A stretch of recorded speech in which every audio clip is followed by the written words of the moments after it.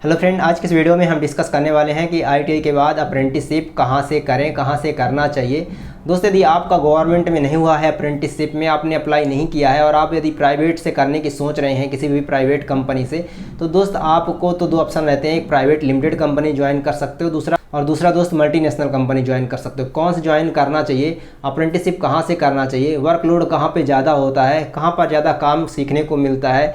यदि आप apprenticeship private limited से करते हैं तो वहाँ पर ज़्यादा काम सीखने को मिलेगा, या मल्टीनेशनल कंपनी में आपको अप्रेंटिसशिप में ज़्यादा पैसा कहाँ पे मिलता है। सब कुछ सारे टॉपिक पर हम इस वीडियो पर क्लियर करने वाले हैं, तो इस वीडियो को आपको कंप्लीट देखना है। तो दोस्तों, यदि आपने आईटीआई किसी भी ट्रेड से किया है, किसी भी ट्रेड से, आप हो सकता है आपने कंप्यूटर से किया है, हो सकता है इलेक्ट्रीशियन हो, फिटर हो, कुछ भी हो सकता है, आप वेल्डर हो, तो आप कहाँ से अप्रेंटिसशिप करो। क्योंकि दोस्तों, यदि आप अप्रेंटिसशिप नहीं करते हो, किसी कंपनी में जॉब के लिए जाते हो, तो वहाँ पर अंडर कॉन्ट्रैक्ट में आप मजदूरी कर सकते हो, वहाँ पे आपको ऑन रोल जॉब नहीं मिलेगी। लेकिन यदि आप अप्रेंटिसशिप कर लेते हो और फिर किसी कंपनी में अप्लाई करोगे तो आपको ऑन रोल कंपनियाँ रखती हैं, अप्रेंटिसशिप के बाद ही रखती हैं। तो अप्रेंटिसशिप का बहुत इंपॉर्टेंट रोल होता है किसी भी आईटीआई के स्टूडेंट के लिए। हालाँकि यहाँ पर जो भी लड़के डिप्लोमा डिग्री करते हैं वो भी अप्रेंटिसशिप ना करें तो उनको भी जो है जॉब सही नहीं मिलती है।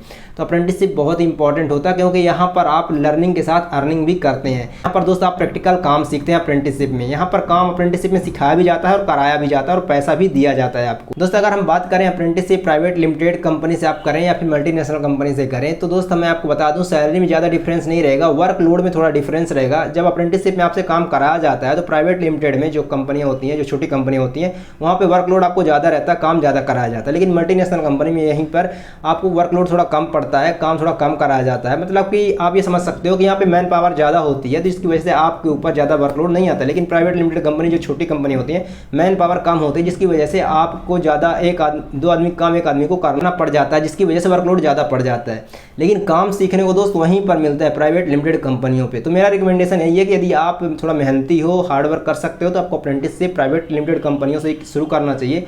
लेकिन मल्टीनेशनल कंपनी में किसी अच्छी कंपनी में आ जाता है, जैसे आइसर हो गया, फोर्स हो गया, जॉन डियर हो गया, फोर्ड हो गया, जैसी कंपनियों पे, टाटा मोटर्स हो गया, ऐसी कंपनियों में आ जाता है, तो दोस्त आपको इन कंपनियों को ज्वाइन कर लेना चाहिए। अगर नवरत्ना महारत्ना कंपनी जैसे एनटीपीसी, भेल, सेल, गैल, ऐसी कंपनियों में आ जाता है तो आपको वहीं चला जाना चाहिए। दोस्त, अगर आपका इनमें नहीं होता है तो फिर यदि आपको प्राइवेट लिमिटेड कंपनी में भी हो जाता है तो कोई बुरी बात नहीं है। यहाँ पर थोड़ा वर्कलोड ज़्यादा रहेगा, लेकिन काम सीखने को भी ज़्यादा मिलता है आपको। यहाँ पे सैलरी में ज़्यादा डिफरेंस नहीं रहता है, आपको जितना वहाँ पे दिया जाता है एमएनसी में उतना ही प्राइवेट में भी आपको मिल जाता है।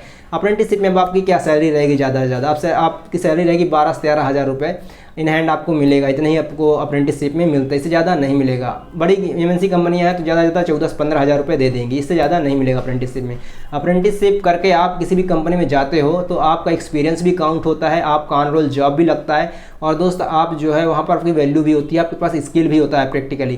क्योंकि आप कॉलेज से जैसे निकलते हो, आप तो कॉलेज से निकलने के बाद डायरेक्टली आपके पास प्रैक्टिकल स्किल नहीं होती है, आप थ्योरेटिकली चीज़ जानते हैं। लेकिन अप्रेंटिसशिप आप कर लेते हो तो आपको प्रैक्टिकल नॉलेज हो जाती है, जिससे आप किसी भी डिपार्टमेंट में, जिस भी डिपार्टमेंट में आपने अप्रेंटिसशिप की है, उस डिपार्टमेंट में आप अपनी ग्रोथ देख सकते हो। थैंक यू चैनल विजिट करने के लिए, आपका बहुत बहुत धन्यवाद। आई होप आप क्लियर हो पाए होंगे कि अप्रेंटिसशिप आपको कहाँ से करना चाहिए। आप किसी भी प्राइवेट कंपनी से या फिर मल्टीनेशनल कंपनी से, आपका नवरत्ना महारत्ना कंपनी जैसी हो गई, एनटीपीसी, सेल, गैल, भेल, ऐसी कंपनियों में हो जाता है तो फिर आप बहुत अच्छी बात है, आप वहीं से कर लीजिए। ठीक है, तो आई होप दोस्त आपका क्लियर हो गया होगा। ये 2023 में आपका बेस्ट रिकमेंडेशन है मेरा, आप जाकर कर सकते हो यदि आपने आरटीआई कंप्लीट किया हुआ है। और यदि आप नहीं पता कि किस तरह से, कहाँ से अप्लाई करें, कैसे होता है अप्रेंटिसशिप में, तो आप हमें कमेंट करेंगे तो इस टॉपिक पर वीडियो बना दूंगा, किस तरह से अप्रेंटिसशिप के लिए अप्लाई किया जाता है, कैसे आपका आ जाता है किसी भी कंपनी में। क्योंकि आज की डेट में आईटीआई के बंदों को कोई भी कंपनी नहीं छोड़ती है, लेकिन आपको अप्लाई करने की सही प्रोसेस नहीं पता होती, जिसकी वजह से आपका वहाँ पर नहीं होता है। यदि आप हमें कमेंट करोगे तो इस टॉपिक पर कंप्लीट डिटेल से वीडियो बना दूंगा। धन्यवाद।